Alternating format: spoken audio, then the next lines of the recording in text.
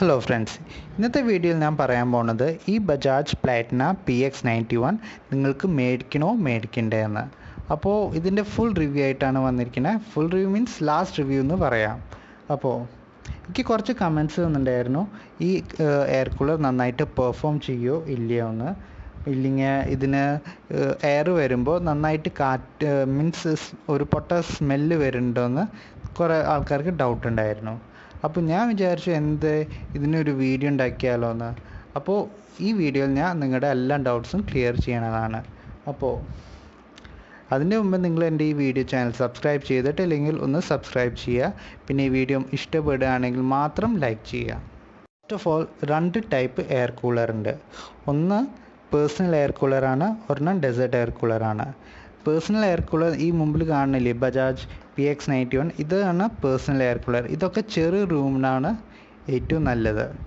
അപ്പോൾ നിങ്ങളുടെ ഒരു റൂം ഒരു മീഡിയം ടു ബിഗ് സൈസ് ആണെങ്കിൽ നിങ്ങൾ ഡെസേർട്ട് എയർ കൂളറിൽ ഇൻവെസ്റ്റ് ചെയ്യണതാണ് നല്ലത്.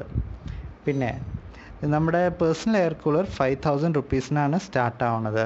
അതേ സമയത്ത് നമ്മുടെ ഡെസേർട്ട് എയർ കൂളർ 8000 സ്റ്റാർട്ട് ആവുന്നത്.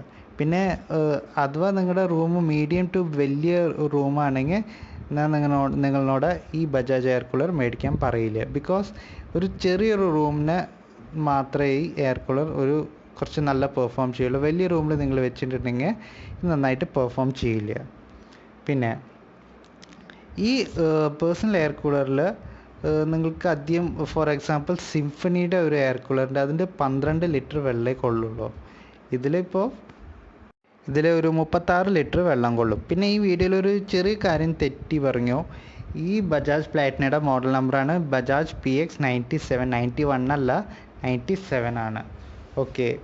അതേ സമയത്ത് നിങ്ങളൊരു എയർ കൂളർ മേടിക്കുകയാണെങ്കിൽ നല്ലൊരു സജഷൻ തരാം. ഇപ്പോൾ എയർ കൂളർ മേടിച്ചിട്ട് എനിക്ക് ചെറിയൊരു പ്രശ്നം ഉണ്ടായി. ചെറിയ പ്രശ്നം പറഞ്ഞ് വലിയ പ്രശ്നമൊന്നുമില്ല, എനിക്ക് സഫീഷ്യൻ്റ് ആണ് കാറ്റ്. പക്ഷേ ഇതൊരു 100 വാട്ട്സിൻ്റെ എയർ കൂളറാണ്. അതേ സമയത്ത് നിങ്ങളൊരു എയർ കൂളർ, ഒരു റൂം എയർ കൂളർ മേടിക്കുകയാണെങ്കിൽ 130 to 230 വാട്ട്സിൻ്റെ ഉള്ള എയർ കൂളർ മേടിക്കുക. അതിന് നന്നായി കാറ്റ് കിട്ടും. ഫോർ എക്സാമ്പിൾ നന്നായി കാറ്റും കിട്ടും, നന്നായിട്ട് തണുവും കിട്ടും. 130 to 230 വാട്ട്സിൻ്റെ ഉള്ളിലുള്ളത്. 100 വാട്ട്സിൻ്റെ അത്ര പവർഫുൾ അല്ല, അതുകൊണ്ട് അധികം നിങ്ങൾക്ക് കാറ്റ് കിട്ടാൻ വഴിയില്ല. അപ്പോൾ അതൊരു തെറ്റ് കാണിച്ച് ഈ എയർ കൂളർ മേടിക്കുമ്പോൾ. എയർ കൂളർ മേടിക്കുമ്പോൾ ആദ്യം നന്നായിട്ട് ഞാൻ നോക്കിയില്ല. അപ്പോൾ മേടിച്ച് കഴിഞ്ഞു, ഓക്കെ, അത് കുഴപ്പമില്ല. അപ്പോൾ ഇത് എനിക്ക് സഫീഷ്യൻ്റ് ആണ്. എനിക്ക് ഒരാൾക്ക് കാറ്റ് കൊള്ളാൻ നല്ല സഫീഷ്യൻ്റ് ആണ് എയർ കൂളർ. കുറച്ചൊരു മീഡിയം റൂം ആണെങ്കിൽ ഒരു 130 to 230 ഉള്ള വാട്ട്സിൻ്റെ ഉള്ള എയർ കൂളർ മേടിക്കുക. അതേ സമയത്ത് 230 വാട്ട്സിന് മേലുള്ള എയർ കൂളർ നിങ്ങൾ മേടിക്കാൻ പാടില്ല. എന്തിനാണെന്ന് വെച്ചാൽ കാറ്റ് നന്നായി കിട്ടും, പക്ഷേ നിങ്ങളുടെ ഇലക്ട്രിസിറ്റി കൺസപ്ഷൻ കുറച്ച് അധികമായിരിക്കും. അഥവാ നിങ്ങളൊരു ഡെസേർട്ട് എയർ കൂളർ മേടിക്കാൻ വിചാരിക്കുകയാണെങ്കിൽ, നിങ്ങളുടെ ഒരു room medium size to big room ആണെങ്കിൽ നിങ്ങളൊരു ഡെസേർട്ട് കൂളറാണ് മേടിക്കണം നല്ലത്. അപ്പോൾ ഒരു നല്ല ഡെസേർട്ട് കൂളറിൻ്റെ ലിങ്ക് താഴത്തെ ഡിസ്ക്രിപ്ഷനിൽ കൊടുത്തിട്ടുണ്ട്. ആമസോണിൻ്റെ ലിങ്ക് നിങ്ങൾ കടയിൽ പോയി അന്വേഷിച്ച് നോക്കുക, വില എന്താണെന്ന് ആമസോണിൽ നോക്കുക. അപ്പോൾ അതിൻ്റെ ലിങ്ക് താഴത്ത് കൊടുക്കുന്നുണ്ട്. ക്രോംപ്ടൺ ഗ്രീവ്സിൻ്റെയാണ്. അത് നല്ലൊരു എയർ കൂളറാണ്, നല്ല പവർഫുള്ളായി ഉള്ള ഒരു എയർ കൂളറാണ്. അപ്പോൾ അതൊന്ന് നോക്കിക്കോളുക. പിന്നെ അടുത്ത കാര്യം, നമ്മളൊരു എയർ കൂളർ മേടിക്കുമ്പോൾ നമ്മൾ കൂളിംഗ് പാഡ് ഏതാണ് ആ എയർ കൂളറിൽ യൂസ് ചെയ്യണമെന്ന് നോക്കണം. For example cooling pad honeycomb ആണോ വുഡ് വൂളാണോ നോക്കണം. വുഡ് വൂളാണെങ്കിൽ നമുക്ക് എയർ കൂളറിനും വില കുറയും, ഹണികോംബ് ആണെങ്കിൽ കുറച്ച് വില കൂടും. ഓക്കെ. അതേ സമയത്ത് ഹണികോംബ് നിങ്ങൾ പിന്നെ എൻ്റെ വീട്ടിലുള്ളവർ പറഞ്ഞു എയർ കൂളറൊക്കെ മേടിച്ച് കഴിഞ്ഞാൽ വേഗം കേട് വരും, അധികം കാറ്റ് തരുന്നില്ല. അതെന്താ കാരണം എന്ന് വെച്ചാൽ പണ്ടത്തെ കാലത്തൊക്കെ നമ്മുടെ എയർ കൂളറൊക്കെ വുഡ് വൂളിലാണ് വരുന്നുണ്ടായിരുന്നത്. വുഡ് വൂളിൽ വരുമ്പോൾ എന്താണെന്ന് വെച്ചാൽ ഒരു 3 മാസം കഴിഞ്ഞാൽ അത് മാറ്റേണ്ടി വരും. 3 മാസം 6 മാസം ആകുമ്പോൾ നമുക്കത് മാറ്റേണ്ടി വരും. വുഡ് വൂളിൻ്റെ എയർ കൂളർ വൂള് പറഞ്ഞൊരു പുല്ലിൻ്റെ മരത്തിൽ നിങ്ങളൊക്കെ കണ്ടിട്ടുണ്ടാവുമെന്ന് വിചാരിക്കുന്നു. ഇപ്പോൾ വരുന്നത് ഹണികോംബാണ്. ഇപ്പോൾ വുഡ് വൂളിന് വരുന്നുണ്ട് മാർക്കറ്റിൽ, പക്ഷേ നിങ്ങളത് നോക്കി മേടിക്കുക. അപ്പോൾ വുഡ് വൂളിൻ്റെ മേടിക്കാതിരിക്കുകയാണ് നല്ലത്. ഹണികോംബിൻ്റെ എയർ പാഡാണെങ്കിൽ നിങ്ങൾ എന്തായാലും മേടിക്കുക. ഹണി പാൻറ്റ് നമുക്കൊരു 3 വർഷം 4 വർഷം വരയ്ക്കും നിൽക്കും. പിന്നെ നമ്മളൊന്ന് ക്ലീൻ ആക്കി മെയിൻറ്റെയിൻ ചെയ്യണ മാതിരി അതിൻ്റെ ലൈഫ് ഉണ്ടാവുമെന്ന് മാത്രം. അതേസമയം വുഡ് വൂളിൻ്റെ എന്ത് മെയിൻറ്റെയിൻ ചെയ്താലും നമുക്ക് 6 മാസം ആകുമ്പോഴേക്കും മാറ്റേണ്ടി വരും. അപ്പോൾ വുഡ് വൂളിൻ്റെ നമ്മൾ മേടിക്കാതിരിക്കുകയാണ് നല്ലത്. പിന്നെ ചേഞ്ച് നമുക്കൊരു 4 വർഷം കഴിഞ്ഞ് ഈ ഹണിക്കോമിൻ്റെ ഒന്ന് മാറ്റേണ്ടി വരും. കുറച്ച് എക്സ്പെൻസീവ് 1000 റുപ്പീസിൻ്റെ അടുത്ത് വരും ഹണിക്കോമിൻ്റെ പാഡ് മാറ്റണമെങ്കിൽ.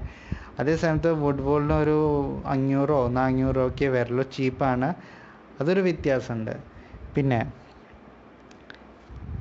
ചെറിയ ട്രിക്ക് പറഞ്ഞുതരാം. ഇപ്പോൾ നിങ്ങളൊരു എയർ കൂളർ യൂസ് ചെയ്യുന്നുണ്ടെങ്കിൽ ആദ്യം നമ്മൾ ഫാൻ ഓൺ ചെയ്യാതിരിക്കുക. ആദ്യം നമ്മൾ പമ്പ് ഓണാക്കുക. പമ്പ് ഓണാക്കി കഴിഞ്ഞിട്ട് നമ്മുടെ ഹണി പാഡിൻ്റെ പാഡിലൊക്കെ വെള്ളം നനഞ്ഞ് കഴിഞ്ഞിട്ട് നമ്മളൊരു 10 മിനിറ്റ് കഴിഞ്ഞിട്ട് ഫാൻ ഓണാക്കുക. ഫാൻ ഓണാക്കി കഴിഞ്ഞാൽ നല്ല കാറ്റ്, നല്ല തണുത്ത കാറ്റ് നമുക്ക് കിട്ടും. അതേ സമയത്ത് നമ്മൾ ഫാനും ഓണാക്കുക, പമ്പ് ഓണാക്കി കഴിഞ്ഞാൽ നമുക്ക് അത്ര പെട്ടെന്ന് കാറ്റ് കിട്ടില്ല, വെള്ളം നനഞ്ഞ് വരണമല്ലോ. അത് എൻ്റെ സ്വന്തം കണ്ടുപിടുത്തമാണ്. അത് അങ്ങനെ ചെയ്ത് നോക്കിയപ്പോൾ എനിക്ക് നന്നായിട്ട് കൂളിംഗ് കിട്ടി. അങ്ങനെ ചെയ്യണമെങ്കിൽ നിങ്ങളുടെ ഇലക്ട്രിസിറ്റി ബില്ലും അധികം പോവില്ല. മീൻസ് കൂളിംഗ് ആവണ്ട വേഗം. അപ്പോൾ കൂളിംഗ് ആവണേ കുറച്ച് നേരം ഹണി പാൻ്റെ ഇതിലൊക്കെ വെള്ളം പമ്പായി വന്ന് നന്നായി നനഞ്ഞ് കഴിഞ്ഞിട്ടാണ് നന്നായി കൂളിംഗ് വരിക. അപ്പോൾ ആദ്യം നിങ്ങൾ പമ്പ് ഒന്ന് ഓണാക്കി വയ്ക്കുക.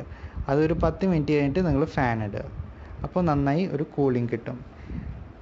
പിന്നെ ലാസ്റ്റത്തെ കാര്യം, ഇപ്പോൾ കുറേ പേര് ചോദിച്ചിട്ടുണ്ടായിരുന്നു ഇതിന് സ്മെല്ല് വരുന്നുണ്ടോയെന്ന്. യെസ്, സ്മെല്ല് വരുന്നുണ്ടായിരുന്നു ഇതിന്.